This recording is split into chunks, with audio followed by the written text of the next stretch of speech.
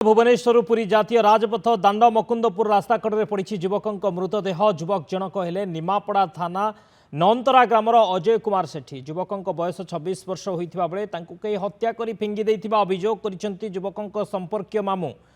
मृत शरीर रही क्षत चिन्ह घटनास्थल में पिपिल पुलिस पहुंची मृतदेह चप्पल बैग जबत कर तदंत करुछे।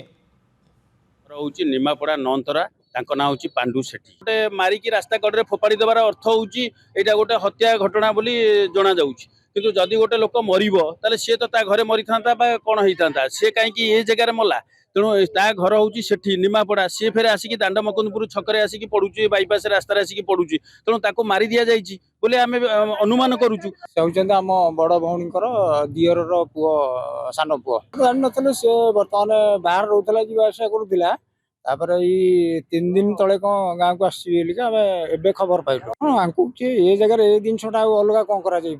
कौन जगह सीना आक्सीडेट होता आक्सीडेट माने मारी मारी दि जाइए फड़ा जाइए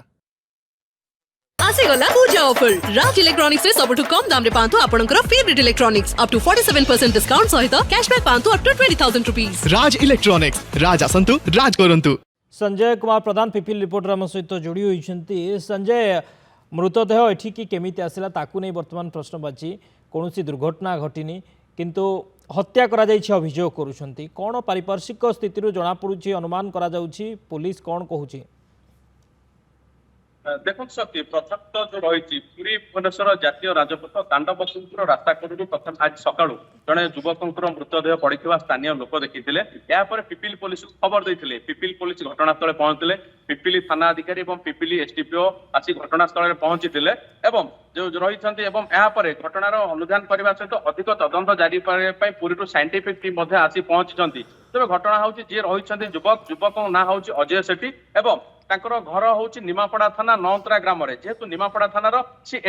से प्रश्न उठुची एठू सी किभली भाव में आसिले एवं एठी जो मृतदेह पड़ी से मृतदेह को लेकिन विभिन्न क्वेश्चन उठी तेणु जी रही बापा एवं अन्य संपर्क मैंने से आसी घटनास्थल पहुंचती एवं जहाँ से अभियोग कर जो पुओ को हत्या करा सी बर्तमान पे अभियोग कर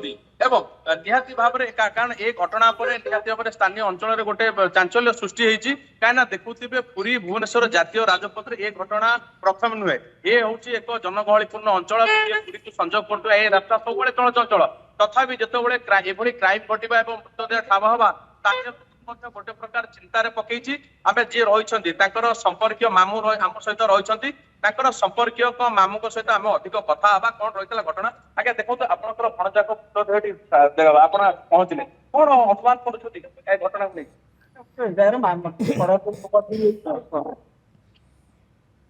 केतबे कौन थे घरे घर के आसी कौन करते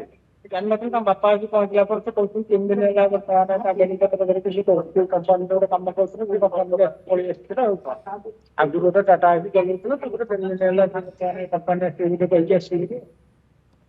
से बुढ़ी कहार सहित कहार माने विवाद रहा कि कली झगड़ा हम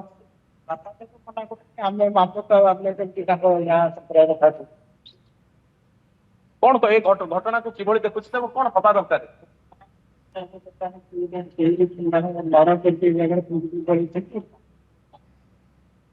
निहती भाव में आज रही स्थानीय जनसाधारण आम सहित रही आज्ञा आप कौन घटना किभली आप देखुं अत्यंत दुखदायक और निंदनीय कहले तो मोर ये अंचल में घटना आम जाना भितर यहाँ द्वितीय केस आपको आप जानते सेपट रोड साइड रे मारिक अनेक पकई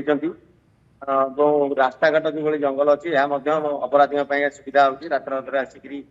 पकई देखापी यहाँ आमको निश्चित भाव ताजुब कर आश्चर्य लगुच एपरी केमती ये जगह